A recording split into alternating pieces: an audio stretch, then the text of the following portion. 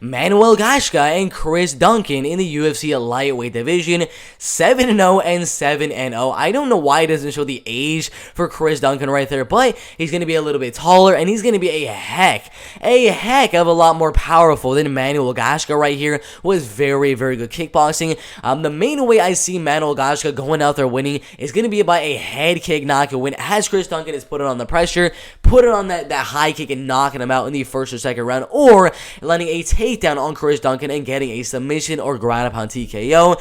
Those are the ways Manuel Gaxhja is going to win. It's going to be in the kickboxing game at range, and it's going to be landing a few takedowns in there, looking for the submission on Chris Duncan. Because Chris Duncan, he has been taken down many times in the past.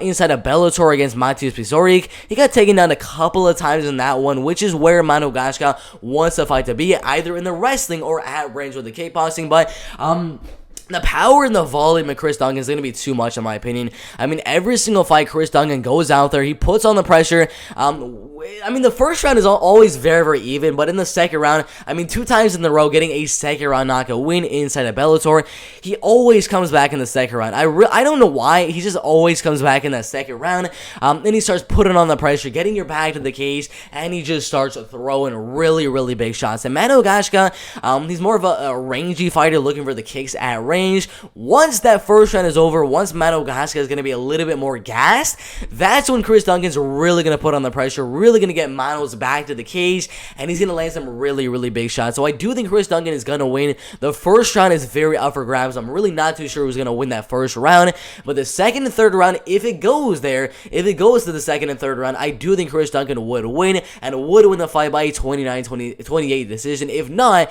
get a second round knockout win like he did in his last 2 fights as well. It's very close. I'm going to go with decision. I think either we're going to see a second round knockout where Chris Duncan gets Manuel Gaxhja's back to the cage and just starts going and knocks him out by TKO, or we see him win the second and third round, possibly win the first round as well, but most likely win the fight by a 29-28 decision. So wait for the first round to be over when Manuel Gaxhja is a little bit more tired, and then Chris Duncan puts on the pressure, gets the knockout in the second round, or wins that second round and wins that third round to a 29-28 decision. Pretty 50-50 on if I'm going to go knockout or if I'm going to go a decision, but very close fight in the middle, or in the lightweight division right there.